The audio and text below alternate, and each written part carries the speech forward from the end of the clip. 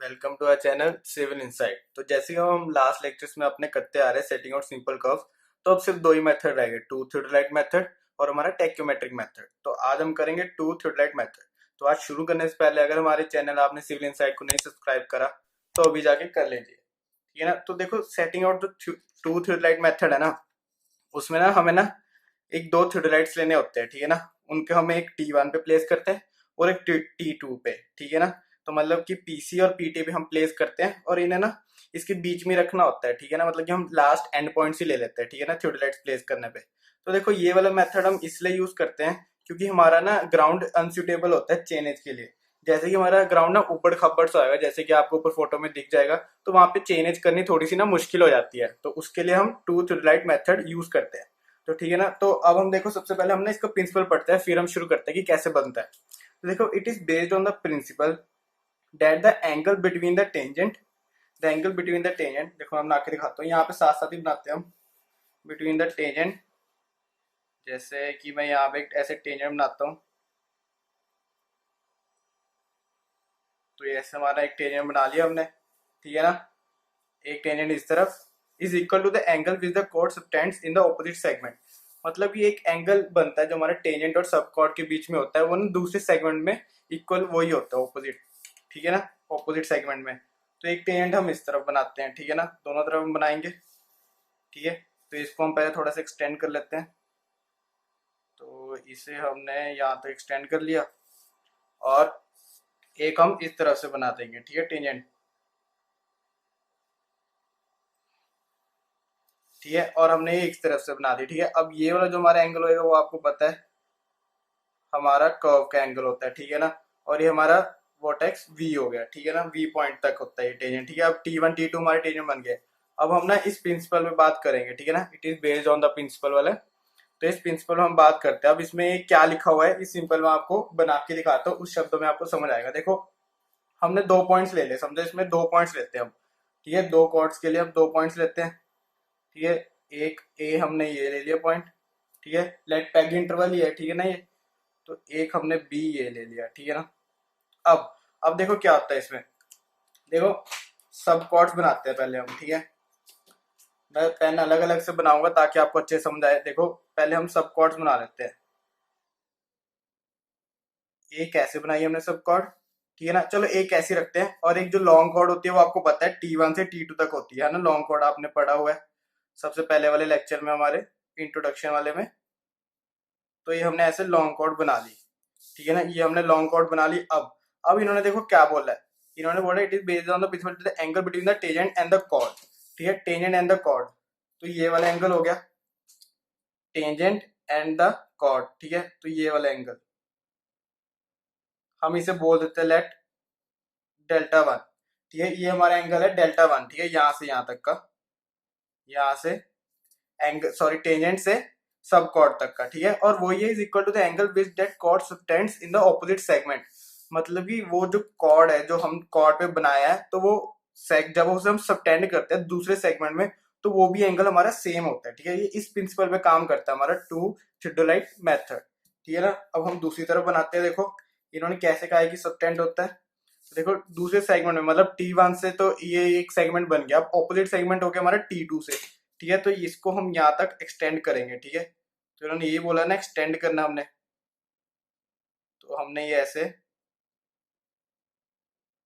इसे एक्सटेंड कर लिया, ठीक है। अब जो हमने इसको एक्सटेंड करा है, ठीक है ना, तो इसका जो इस वाले कॉर्ड से हमने सबटेंड करा ना इसे, तो इसके साथ हमने डेल्टा वन बनाया था, तो वो इक्वल टू ये हमारा बन जाएगा डेल्टा वन, ठीक है ना। बस इसमें ये बोला हुआ है it is based on the principle that the angle between the tangent, देखो वही है हमने, tangent and the chord is equal to the angle with the chord, ये वाली subtends in the opposite segment. तो दूसरे सेगमेंट में गई तो वही इक्वल हो गया। अब चलो हमारा ए के साथ शायद इतना क्लियर ना होएगा, चलो हम बी के साथ बना के देखते हैं। देखो हमने एक कॉर्ड बी के साथ बनाई, ठीक है, ये वाली कॉर्ड अपने बी के साथ बनाई, ठीक है, ऐसे T1B है ना, ये हमने कॉर्ड बनाई। अब देखो जो T1B के अंदर एंगल है ये वाला, यहाँ से ये, ठीक है ना, ये वाला एंगल है, ये हमारा डेल्टा टू हो गया, है ना। तो ये हमारा डेल्टा टू हो गया। अब देखो हम इसे एक्सटेंड करते हैं। ठीक है, इसको हमने एक्सटेंड करा दूसरे सेगमेंट में, ठीक है, ये थोड़ा ऐसे बन जाएगा। ठीक है, अब हमने इसको एक्सटेंड करा तो ऐसे बन गया। तो अब हमारा डेल्टा टू क्या आएगा, ये हमारा डेल्टा टू, ठीक है ना, ये हमारा डेल्टा टू बन गया, क्योंकि वही हमने ए वाले में करा था वैसे ही हमने बी वाले में करना था। तो ये हमारा ऐसे डेल्टा टू ऐसे बन गया। ठीक है, ऐसे ही अगर ये थ्री होता, सी होता, डी होता, ई एफ जितने भी पॉइंट्स होते, तो उसके साथ हमारा ये ऐसे ऐसे बनता जाता।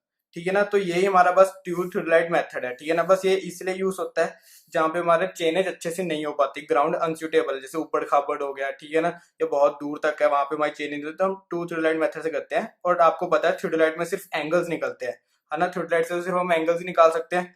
तो वो इसलिए हम एक यहाँ पे प्लेस होएगा हमारा थ्योरलाइट, एक यहाँ पे प्लेस होएगा, तो यहाँ से हम ऐसे एंगल्स निकालेंगे। ठीक है ना, तो उससे हमारा ये होता है। अब मैं यही सेम चीज एक बार फॉर्मूले में भी लिख देता हूँ। फॉर्मूला तो क्या है, बस एक बार न्यूमेरिकल टाइप में लिख देता हूँ। ठीक है, तो हम सीधा लिख सकते हैं, देखो 10, ये आपको सारा समझ आ गया ना, ये मैंने कैसे निकाला है ना। तो 10, देखो ठीक है, 10 angle V T one A equal to delta one, वही वी टी वन ए। ठीक है, ये वाला एंगल हमारा डेल्टा वन हो गया, is equal to deflection, deflection angle for A हो गया ना ये। चलो ठीक है, डिफ्लेक्शन एंगल फॉर ए ये हमने लिख लिया। अब देखो बट, ठीक है ना, बट लिखेंगे अब। ठीक है, अब जो हमारा angle A A T two और टी वन है, इज द एंगल सबटेंडेड। ठीक है ना, ये मैं आपको सिर्फ इंग्लिश में ऐसे लिख के दे रहा हूँ ताकि जब भी आपका एग्जाम वगैरह हो, अगर आपको आता है कि टू थ्योरलाइट मेथड से आपको दिखाओ क्या होता है, तो उसके लिए वैसे तो ये कभी नहीं आता, बहुत ही रेयर चांस है कि आपको इस पे क्वेश्चन आ जाए या फिर एक एक्सप्लेन करना आ जाए। ठीक है, फिर भी मेरा काम तो आपको समझाना है, आपको हर चीज बताना है, तो इसलिए मैं ये सब कुछ करवा रहा हूँ। ठीक है, तो but angle A T two T one is equal to delta two, जो हमारा is equal to delta two है ना, ठीक है ना, is equal to delta two. चलो यहाँ पे, चलो ये लिख देते हैं, इज द एंगल, ये हमारा क्या है, इज द एंगल सबटेंडेड। अगर आपको ये पेपर में आता है तो आपको सेम टू सेम ऐसे लिखना है जैसे मैं लिख रहा हूँ, angle subtended by the, the angle subtended by the, clear है ना, subtended by the chord, subtended by the chord t one a, वही है जो मैंने आपको बताया था कि हमारी जो ये टी वन ए हमारी सबटेंड हुई, टी वन ए ऊपर करके दिखाता हूँ थोड़ा क्लियर दिखेगा, टी वन ए एक्सटेंड हुई ना हमारी यहाँ पे ऐसे, तो वही हमारा एंगल डेल्टा टू हो जाता है। ठीक है ना, T one A in the opposite segment, तो ये ऑपोजिट सेगमेंट था, इन द ऑपोजिट सेगमेंट। वीडियो ये बहुत छोटी बनने वाली है, 10 मिनट की बनेगी मोस्टली। ठीक है ना, और उसके बाद जो हमारा वो आता है टेक्योमेट्रिक मेथड आता है, वो भी 10 मिनट का आएगा सिर्फ। ठीक है ना, उसके बाद हम इन दोनों पे एक ही वीडियो में क्वेश्चन करेंगे। ठीक है ना, तो अब ये इसका क्या बनेगा, therefore angle A T two T one, ठीक है ना, ये सॉरी डेल्टा टू नहीं आएगा यहाँ पे, ये गलती होगी, मुझे लगता है कमेंट्स में भी आपने लिख दिया कि डेल्टा टू नहीं लेना था सर। तो ये is equal to angle V T one A is equal to delta, क्या हो जाएगा हमारा डेल्टा वन। ठीक है ना, ये हमारा डेल्टा वन हो गया ना, तो ये बहुत ही इजी था। ठीक है ना, यही मैंने आपको यहाँ पे समझाया था। बस ये है कि आप पेपर में ऐसे समझा थोड़ी सकते हो टीचर को, है ना, बस डायग्राम बना दिया और समझा दिया, ठीक है, मन में हमने बोल दिया, तो वैसे तो हम कर सकते, तो हमें ये लिख के रखना पड़ता ना, ये चीजें लिखनी होती है पेपर में, तभी मैं ये चीजें लिख रहा हूँ। ठीक है ना, तो अब सिमिलरली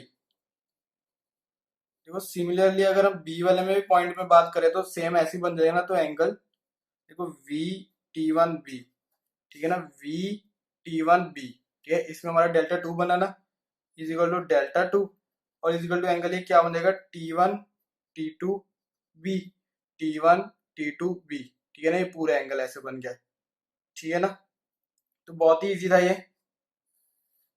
तो ये हमारा ऐसे बन गया। ठीक है, अब ये दो चीजें तो होगी। ठीक है, ये हमारे यहाँ पे खत्म होता है, लेकिन हमें ना लास्ट में एक लाइन लिखनी होती है जो कि बहुत जरूरी है, हैंस लिखे, क्योंकि हमने जो ये सॉल्व करा है ना, ये जो निकाला है, ये तो हमारा प्रिंसिपल था, तो हमें कंक्लूजन में तो निकालना हमने क्या निकाला है, तो उसके लिए हमें एक लाइन लिखनी पड़ती है। वो क्या लिखनी पड़ती है, देखो ध्यान से सुनना, ठीक है ना, सुनना भी और देखना भी, तभी आपको समझ आएगा। देखो hence, hence the angle between, थोड़ा मैं जल्दी जल्दी लिख देता हूँ, the angle between the long chord, the angle between the long chord and the line joining any point to T2 is equal to the deflection angle to the point measured with respect to the rear tangent. ठीक है ना, वही समझाया ना इसमें मैंने, जो आपको समझाया बस आपने वो लास्ट लाइन लिखनी है। ठीक है, hence the angle between the long chord and the line joining any point to T2। ठीक है, ये लाइन कोई भी ज्वाइन कर रही है T2 तक। ठीक है ना, लॉन्ग कॉर्ड है, angle between the long chord, ये हमारे लॉन्ग कॉर्ड होते हैं T1 से T2 and the line joining any point to T2। ठीक है, T2 is equal to the deflection angle to the point measured with respect to the rear tangent. तो rear tangent के साथ जो हमारा एंगल बनता है तो हमारा इक्वल होता है। तो ये था हमारा पूरा आज का टॉपिक, टू थियोडोलाइट मेथड। तो बहुत ही इजी था, मेरे ख्याल से 6-7 मिनट की वीडियो बनी होगी। तो बस यही था, और इसमें कुछ ज्यादा टफ था नहीं चीज। ठीक है, तो अगर आपको ये वीडियो अच्छी लगे तो लाइक करना, शेयर करना, कमेंट करना, और हमारे चैनल को सब्सक्राइब करना, क्योंकि कर्व्स पर सारी वीडियोस अपलोड हो चुकी है मोस्टली। सिर्फ हमारा एक टेक्योमेट्रिक मेथड रहता है। ठीक है ना, तो थैंक यू फॉर वॉचिंग।